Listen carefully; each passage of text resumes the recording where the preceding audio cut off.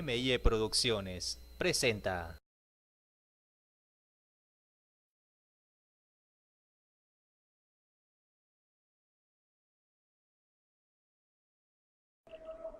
Ya está. Buenos días, compañeros.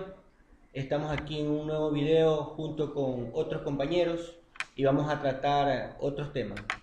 El tema que vamos a conversar ahorita es sobre las obras que no han hecho los opositores. ¿Por qué este tema? Porque se habla mucho de que la Revolución Ciudadana no ha hecho nada, hay supuestamente despilfarro, hay algo que no coincide. Entonces vamos a ver si la oposición, ahora que ha estado en un puesto público, ha hecho obras para nuestro país.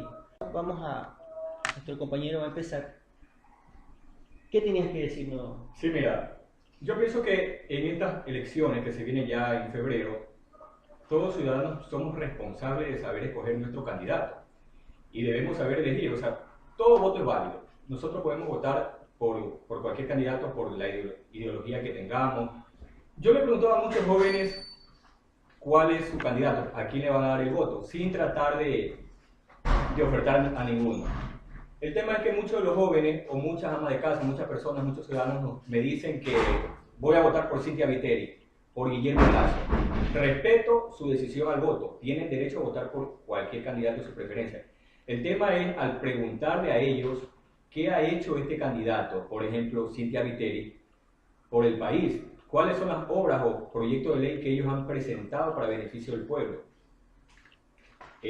Guardan incluso silencio, no piensan, no saben qué responder, no tienen la respuesta. Muchos me dicen, no sé, pero igual voy a votar por ella.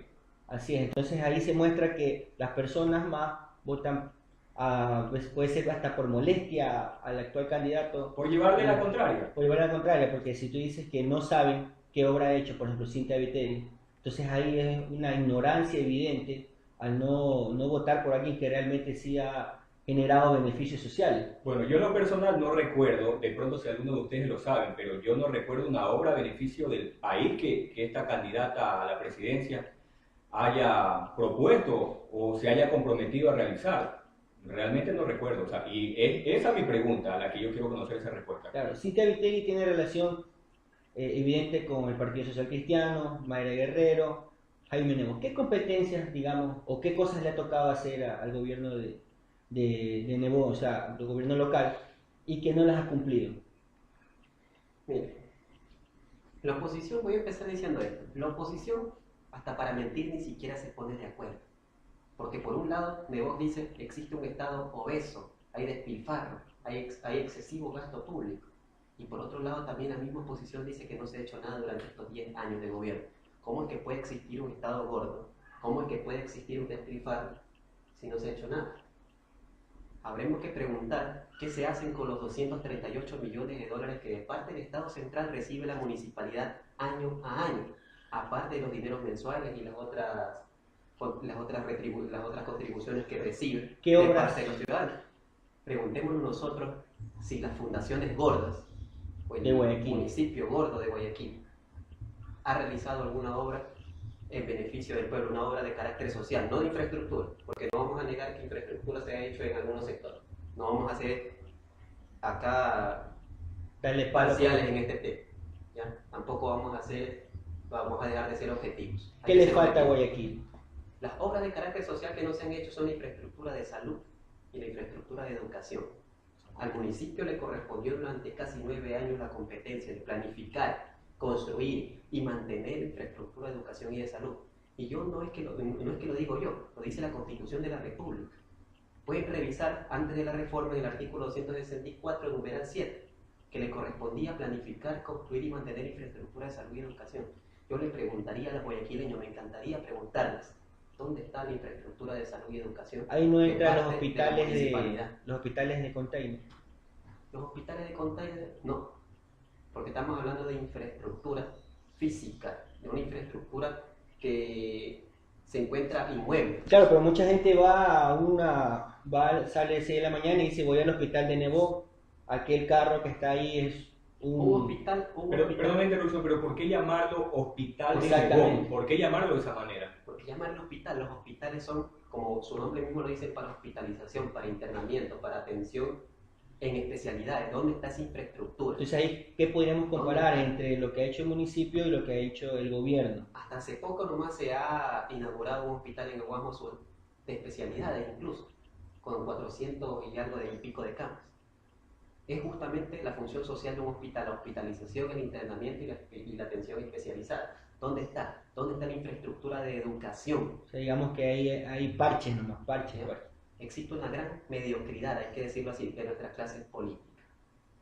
Reciben Pero, 200, compañero, disculpe, pero también depende de la sociedad, porque muchos nos hemos acostumbrado a que eso, con esa atención dentro de ese contenedor es correcta, está bien, nos hemos acostumbrado, vamos al hospital de Nebo, ahí nos hacemos atender. O sea, nos hemos acostumbrado a que eso es normal, eso está bien, y que eso es lo que realmente nos corresponde, ese tipo de atención. Lo que pasa es que durante 200 años, si nosotros revisamos la historia de Guayaquil, más de hace 200 años y mucho más antes de esto, la burguesía de nuestra ciudad siempre nos ha tratado con la caridad y nos ha acostumbrado a la caridad. Ustedes pueden leer muchos textos nosotros nos hemos acostumbrado. donde los hospitales hace más o menos 200 años, 200, 300 años había una sola jeringa, en un hospital que lo atendían las monjitas, que bueno, pues lo hicieron de corazón ellas en aquel entonces. Pero ¿dónde estaba pues la infraestructura física de parte del sistema público que existía en aquel entonces? Ahora recordemos, la salud de Guayaquil estaba en las manos de una fundación, pues como es la Junta de Beneficencia, es decir, la oligarquía siempre nos ha tenido acostumbrados a las migajas, es decir, todo para ellos y por ahí lo que sobra para el pueblo. Entonces el gobierno en estos 10 años ha construido hospitales, algo que la oligarquía no lo hizo en muchos años, muchas décadas. Por ejemplo, las obras están a la vista, está el hospital del Guasmo, está el hospital universitario. La repotenciación de todos los centros de salud. Claro, no había salud aquí en Guayaquil. Ahora, hay una cosa, la gente dice, ¿de qué sirve el hospital si tengo mala atención? Bueno, pues habría que preguntarles a la gente si están dispuestas a pagar los tributos que corresponden, como por ejemplo en Europa, pagar casi la mitad de su sueldo para recibir medicina de primer mundo. Vuelvo y repito, aquí se quiere obra de primer mundo con impuestos de tercer mundo. Todavía no tenemos desarrolladas todas las fuerzas productivas para poder sostener un sistema de derechos sociales como el de la salud. ¿Qué más falta aquí en Guayaquil que con el partido que ha predominado, los socialcristianos, no han hecho? Por ejemplo... Perdón, buenos días. Otra partecita importante también sería el sistema de vivienda. Ya. Porque mucho se habla de que, yo no sé cómo entenderlo, ¿no? Porque se habla que el gobierno no ha dado vivienda, no ha dado cosas por decir calles y todo eso. Pero sin embargo aquí estamos, mucha gente sin vivienda. Ya, otra cosa me decía también del alcantarillado. ¿Qué pasa con el alcantarillado? Con los canales que hay. El alcantarillado, muchísima gente le echa la culpa a la misma gente. Pero discúlpenme. Claro, se dice el guayaquileño es puerco. Que el guayaquileño es puerco, pero discúlpenme. Aquí existe un alcantarillado, por lo menos el alcantarillado fluvial, creo que es fluvial, no sé cómo se pronuncia. Fluvial, sí, fluvial. O sea, el de las aguas lluvias es un alcantarillado de juguete, con unas tuberías así de una pulgada. Oiga, un vaso tapa eso. Con dos llovinas, con lo que se tiene que hacer. Eso no tenemos todavía la Biblia. Le echan la culpa a la naturaleza. Cuando lo que se tiene que hacer técnicamente es la infraestructura de cemento, o sea, son unas especies de túneles, así como existen en las grandes ciudades del primer mundo. Y no es que no hemos tenido recursos faltan y bastan y sobran. Falta de voluntad. La falta de voluntad política y la mediocridad. Miren, en los países del primer mundo se han habido inundaciones, es porque grandes ciudades están rodeadas de ríos. En cambio aquí, si Guayaquil se inunda, es por el alcantarillado obsoleto que existe. Y otra cosa, que cada que están en campaña mandan a poner alcantarillado y pavimentación de calle a la pura. Ya pasó Para ganar votos. Porque eso están haciendo ahora. Claro, por ejemplo, están imagínese, perjudicando. hablan de que el gobierno, por ejemplo, del terremoto. Habla la gente dice, uy, que este gobierno no le ayuda. Vaya a ver el puente, un solo puente que se dañó en el terremoto. Hasta ahorita no le habilita. Hasta ahorita Claro, no le habilita. solamente 20% llevan de... Pero sin embargo, yo quisiera entender que ¿Por qué la gente tiene que decir el gobierno no hace nada por los damnificados de allá del terremoto? Si aquí un alcalde Aquí, no puede... el puente, Un puente. todavía no lo habilita. ¿Y ya cuánto estamos? Algo que 9 la meses. Avenida América para que recuerden los televidentes. Entonces yo quisiera entender eso. ¿Por qué achacar a un gobierno que en realidad sí hace, Ha pues? hecho mucho.